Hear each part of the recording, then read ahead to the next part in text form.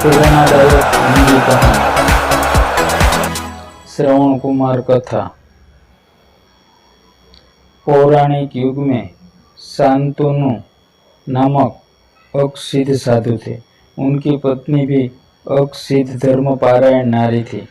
कहानी उस समय की है जब शांतनु और उनकी पत्नी बहुत वृद्ध हो चुके थे और उनकी आंखों की रोशनी भी चली गई थी।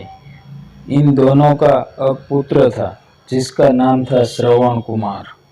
श्रवण कुमार बहुत ही सरल स्वभाव का व्यक्ति था।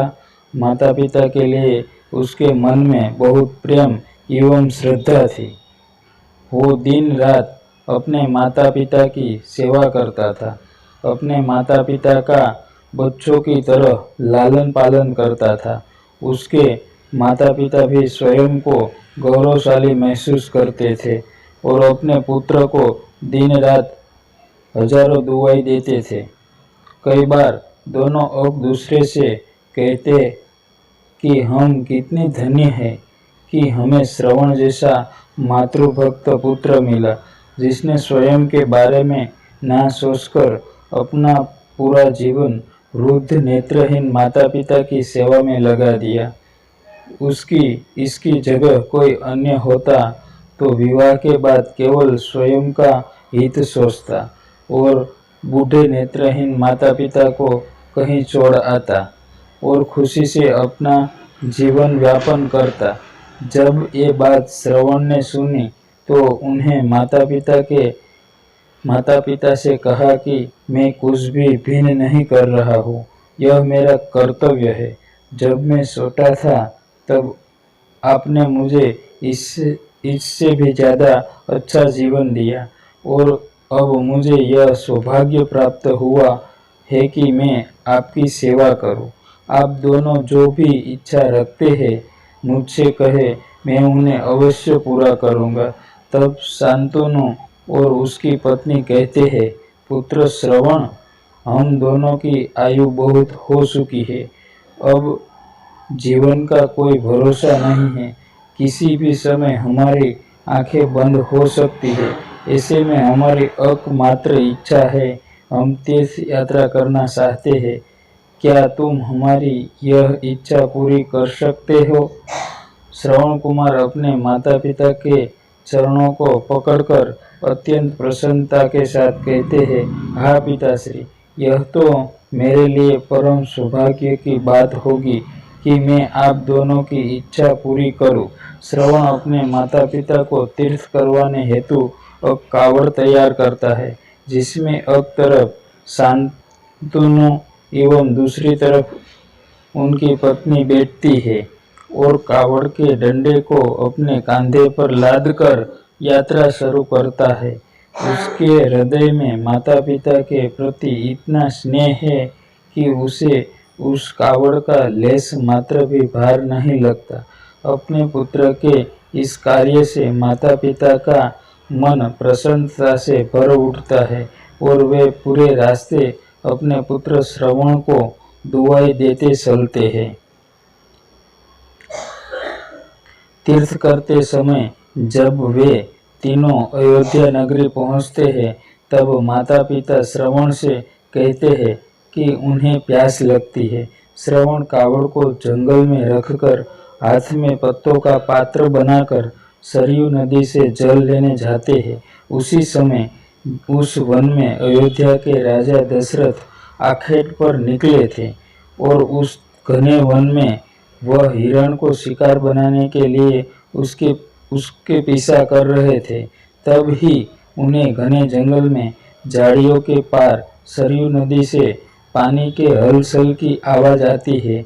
उस हलचल को हिरण के पानी पीने की आवाज समझकर महाराज दशरथ शिकार के उद्देश्य से तीर चला देते हैं और उस तीर से श्रवण कुमार के हृदय को आघात पहुंचता है, जिससे उसके मुंह से पीड़ा भरी आवाज निकलती है, जिसे सुन दशरथ स्तब्ध रह जाते हैं और उन्हें अनहोनी का एहसास होता है और वे भागकर सरयू नदी के तट पर पहुंचते हैं, जहां वे अपनी तीर को श्रवण के हृदय में लगा देख भयभीत हो जाते हैं और उन्हें अपनी भूल का एहसास होता है। दशरथ श्रवण कुमार के समीप जाकर उससे क्षमा मांगते हैं।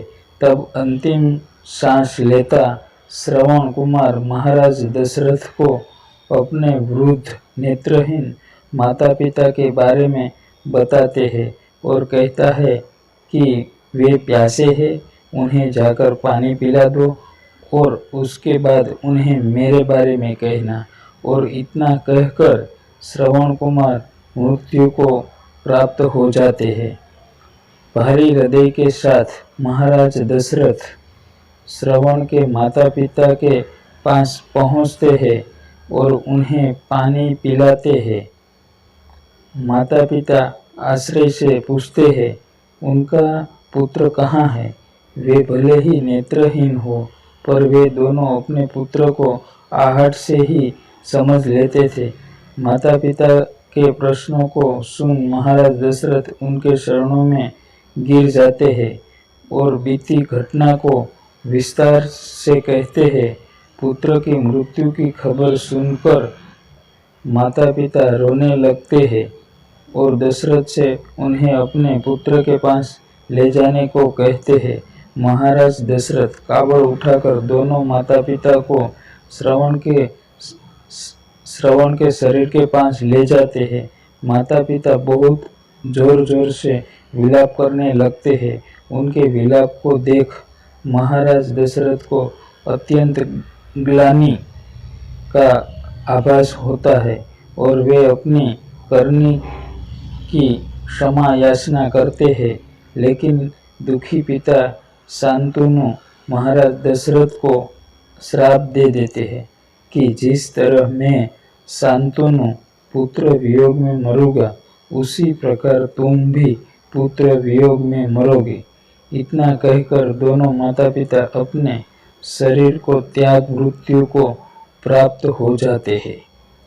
महाराज दशरथ श्राप मिलने से अत्यंत व्याकुल हो जाते हैं और कई वर्षों बाद जब उनके पुत्र राम का राज्याभिषेक होता है, तब माता कैकेयी के वचन के कारण राम, सीता और लक्ष्मण को 14 वर्षों का वनवास स्वीकार करना पड़ता है।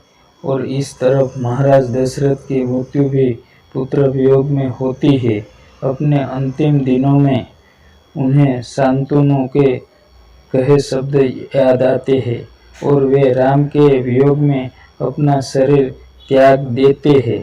कहानी की शिक्षा, मोरल ऑफ द स्टोरी, हमें यह कहानी यही शिक्षा देती है कि बिना लक्ष्य को देखे उसे भेदना कई बार आपको गलती का पात्र बना देता है और आप ना चाहते हुए भी दूसरों के दुख का कारण बन जाते हैं।